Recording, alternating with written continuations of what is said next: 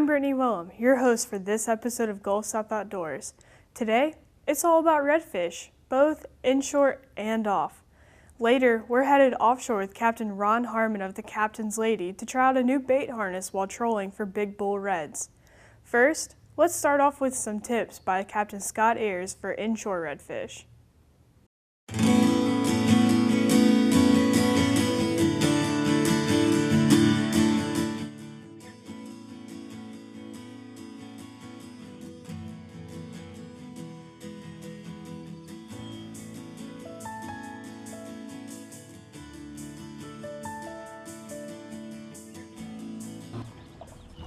So that's the ideal spot. It's got grass cover, broken marsh all over the side. A lot of good current coming through here. Point, and as you can see, shade cover right there. This has got all the makings of a good spot.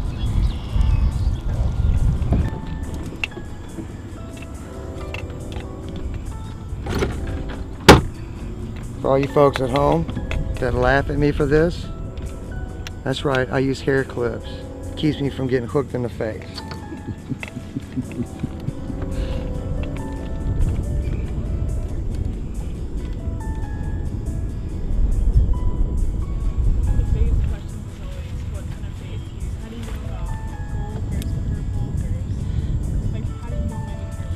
Well, let me give you a question. You're a girl, right? You like gold, shiny stuff, right? The majority of the redfish that you're going to catch are going to be females. They're no different than us. They like gold, shiny stuff. You know, anything that sparkles, let's get it. You know, tasty stuff and gold, shiny stuff. Other than that, it's simple. I wish there was more to it. Now, in regards to egret versus matrix, because I'm sponsored by both, there's really no comparison. Matrix makes a paddle tail lure. All right, egret makes the wedge tail. And he's got the patent on the wedge tail, so no one's ever going to be making another wedge tail other than Kent. So, are they both good lures? Yes, they're both great products, but different situations, you're going to use different lures. If I got a strong current like this right here, I'm going to throw the wedge tail eel from egret. Or if I don't have a lot of grass bottom like this, I'm fishing on sand, I'm going to throw voodoo shrimp under a popping cork. Sometimes I'll rig it up weedless and work it across the oyster reef, but voodoo shrimp under a popping cork, for the most part, is my go-to. That's my favorite lure ever, soft plastic wise. Now, if I'm fishing an area like this where there's really not a lot of grass, but I'm working the edge of a grass line, and there's not tons of water movement through there, there's a little bit, just enough to keep the fish active, but the current's not strong. Like right now, this current's whipping through here. I'm going to throw a matrix, because to get that paddle to move, there's hardly any effort needed whatsoever.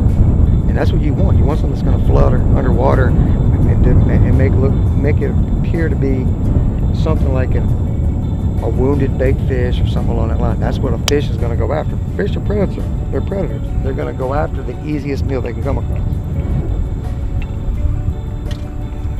I threw every color I had yesterday in my boat at these fish, and the only thing they wanted on a swim bait was that purple. I thought people from Mississippi and animals too were raised to hate purple and gold. It's all about that orange and blue, Scott. Oh, come on now. Killing me. So Scott has shared some tips with us about looking for the right habitat and using the right bait when you do find redfish. When we come back, he has a few more tips for us, and then we're headed offshore. Will we find those big bull reds? Stay tuned.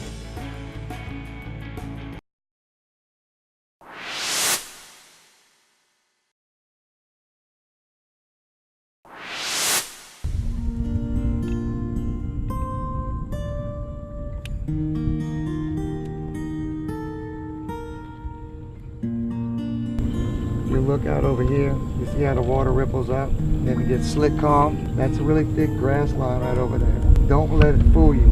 All of that over there in the middle is also nothing but thick grass.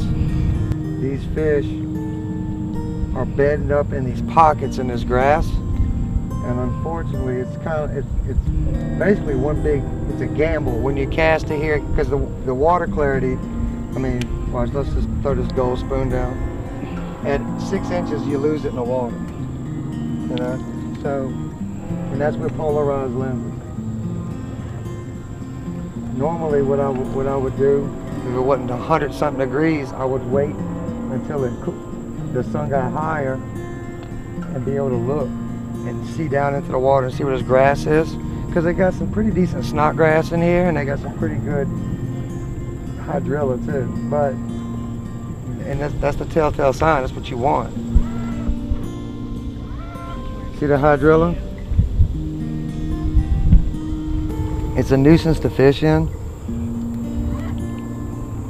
but at the same time, man, if you're gonna throw something into there, what's that? I mean, if you were a fish, you'd hit that, wouldn't you?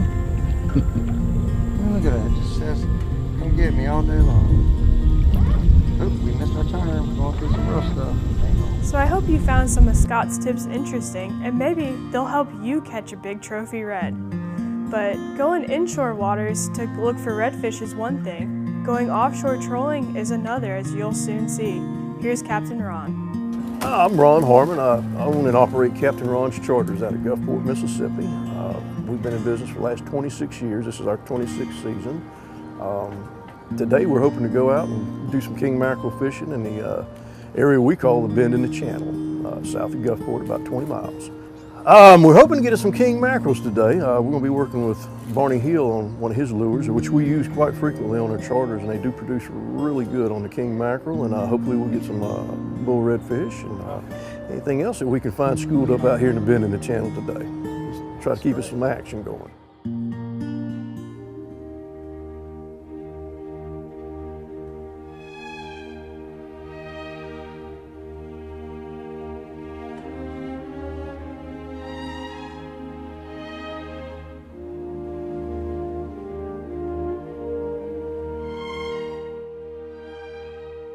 We headed out of Gulfport Harbor with clear skies and just a little breeze. It was a beautiful day, one we hope to spend catching mackerel and big bull reds.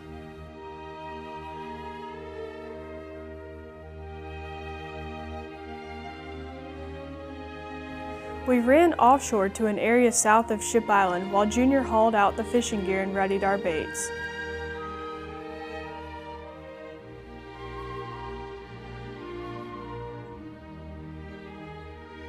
We were lucky on this trip to have Barney Hill along with us. Captain Barney had run his own charter operation for years, which gave him a long history of experience, which proved useful in developing and selling fishing tackle with his company, Tight Lines. Of course, he sold the company some time ago, but still likes to develop products that solve problems.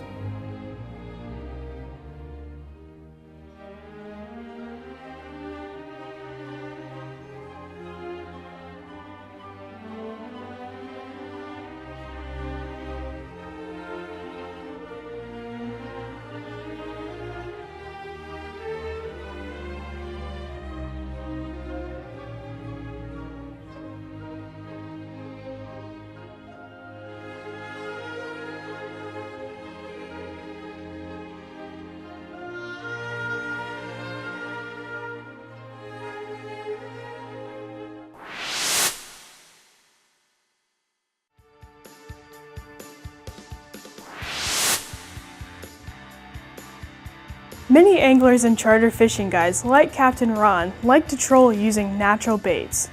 But in order for the baits to be effective, they must imitate a small fish and track straight while being pulled, and they must also last a long time. So after studying this problem, Barney Hill developed the Fishing Frenzy bait harness. This harness makes rigging trolling baits a snap, as you can see here.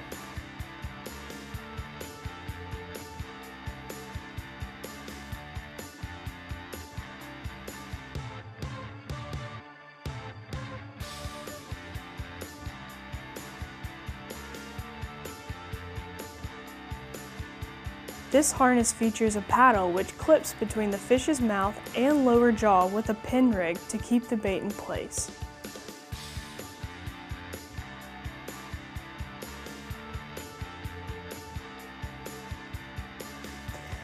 The hook then lies alongside the body and is held in place with a small rubber band. This approach not only keeps the bait tracking like it should, but distributes the stress on the bait so that it remains intact even after extended periods of trolling. The advantage is obvious when you see how a bait rigged without the harness can sometimes appear to the fish.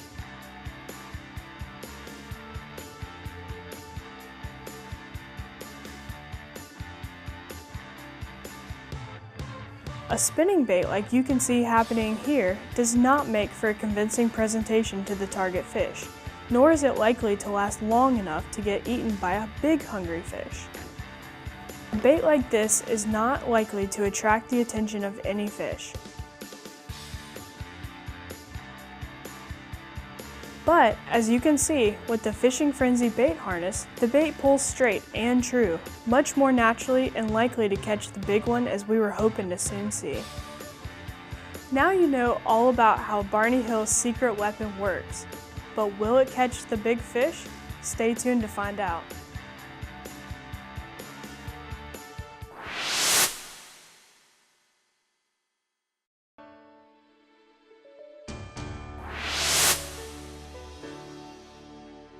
Once we had our baits in the water, we were ready for the test to see if any big toothy critters would come to dine.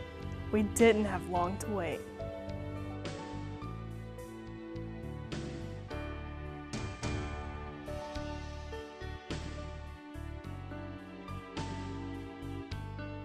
Hey Junior, I got a plan for Saturday morning's trip. Everybody told me about it. Tonight, but you always have that guy. They got all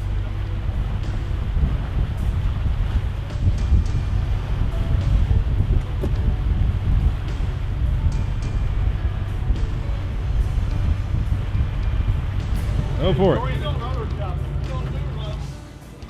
Our first customer was a nice-sized Spanish mackerel.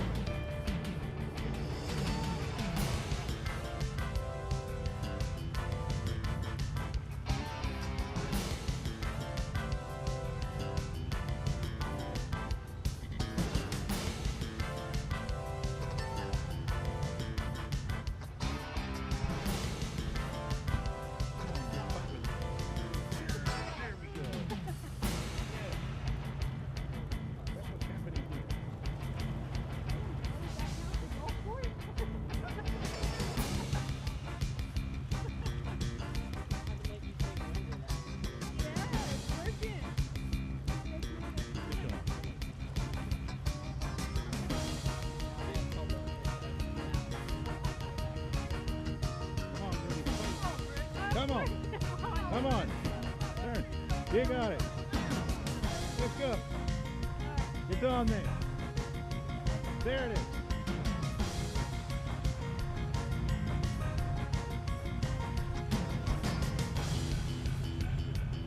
That is beautiful. It looked like the bait harness worked with them. But what about the big bull red I was hoping for?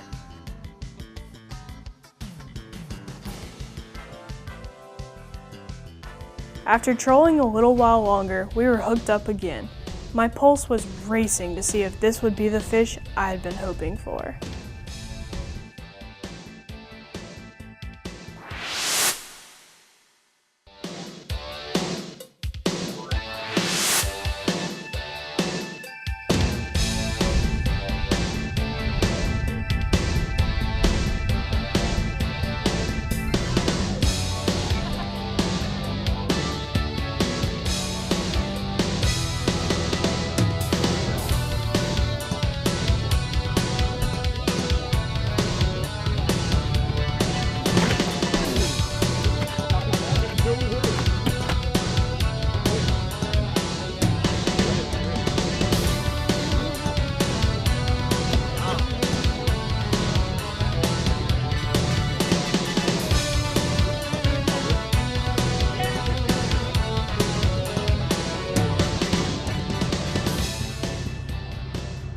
I had my first red of the day in the box, so we moved to the south side of Cat Island where Captain Ron and my dad had spotted a nice school of bull reds. Maybe it was about to happen.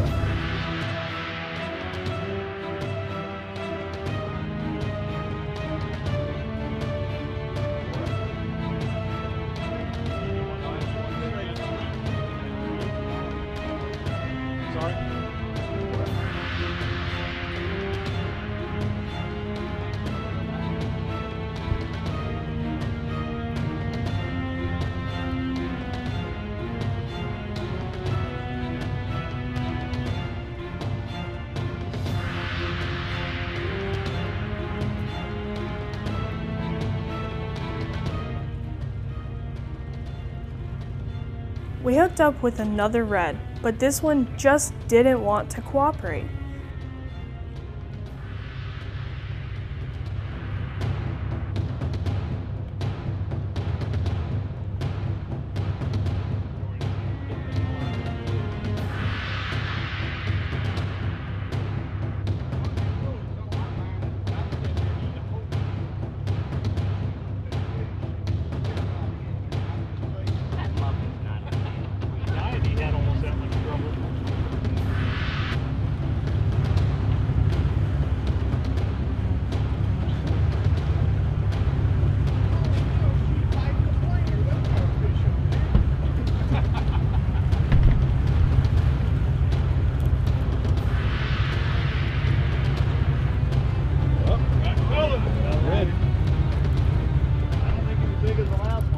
After a battle where I wasn't sure who was winning, we finally had another nice bull red in the boat.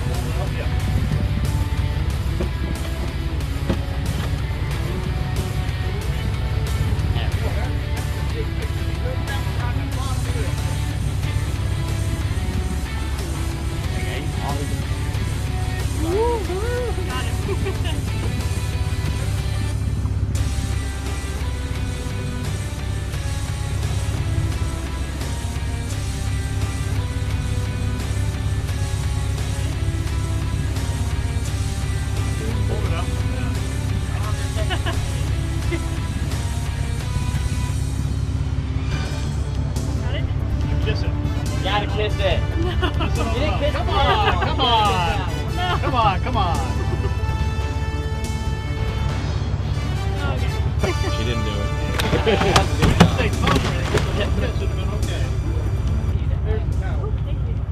After a day of patiently waiting for the big bull reds to show up, we were headed in with what we considered to be a victory. The weather was beautiful, the Fishing Frenzy bait harnesses performed well, fish were in the box, and the company was great. I already can't wait for my next trip with them. Thank you Captain Ron and Jr. of the Captain's Lady, and thank you to Barney Hill.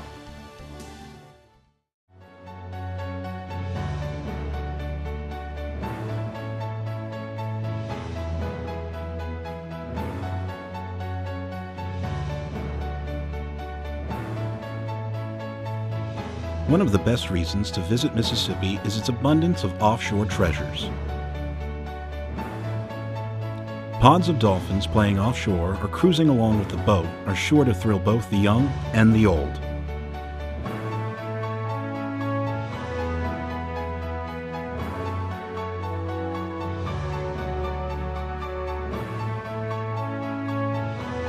There's fishing for red snapper, amberjack, sharks, tuna, mahi-mahi, wahoo, and even catch and release fishing for billfish.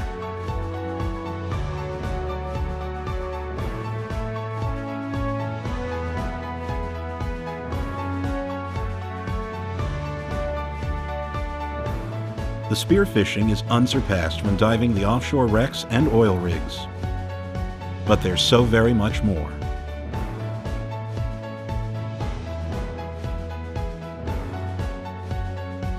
It's sure to be the perfect vacation for the entire family. Come see for yourself.